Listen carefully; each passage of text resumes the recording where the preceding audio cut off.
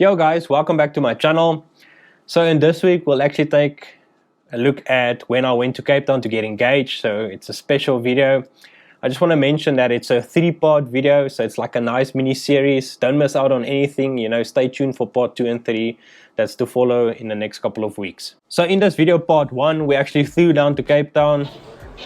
We start off things slow. We went to like the Two Oceans Aquarium, where it was my first time being at the Two Oceans Aquarium and an aquarium in general. I think that at the aquarium there's a nice mix, of common and rare species, or exotic ones, if you want to call it that. You have the common ones like the sharks and the penguins and so on. Then you have some nice exotic jellyfish that they have on show, some other rare sea species. So I really enjoyed it. I think you spend about 2 hours there. There's a couple of viewing stations as well that you can actually have a look at. So just be reminded that these viewing stations, they start at certain times. So just make sure to check the agenda when you get there, so you don't miss out on anything happening or something exclusive happening. So the hotel we were actually staying at had like a cool rooftop pool as well as a rooftop bar. So you can imagine the vibe. There was like every night there was some sort of party or DJ going on there. I really enjoy this vibe. I think if you're still young and so on, you like the party vibe. I'll also link down the hotel below if you guys want to go check it out. I really recommend it to anyone. Again, it's not a sponsored video. I just really loved the way that they go about things. It's like a chill setback vibe. Also, the hotel sits like in one of the best spots, I think. Like it sits in V&A waterfront, so it's like a walking distance away from all the malls and markets. So I really love that. It's also a very busy spot. V&A waterfront's very busy, so I think there's always people that you can interact with, tourists. So it's a really, really nice spot. There's a couple of cool things you can do around the hotel actually. And I think that the service overall was just great for me.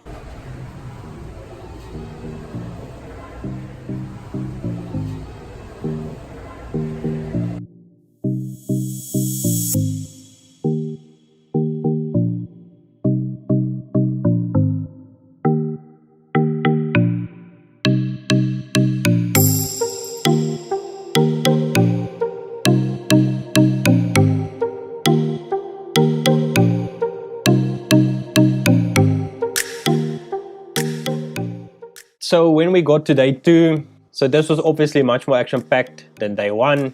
We had much more time because we didn't have to fly and everything and pack. So in day 2 we visited a couple of scenic spots, and we drove along the coast all the way down from, I think we started at Radisson Red, we went to Clifton, all the way down to Chapman's Peak Drive. In part 2 of this video, which is probably going to be next week, you'll see that there's an extended route that we followed.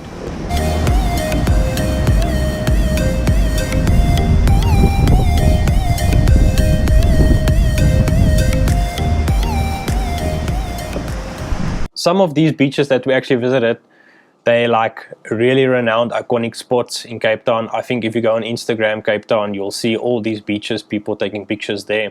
I just want to say it's open to anyone can visit these ones. So I really enjoyed it. I think it was amazing.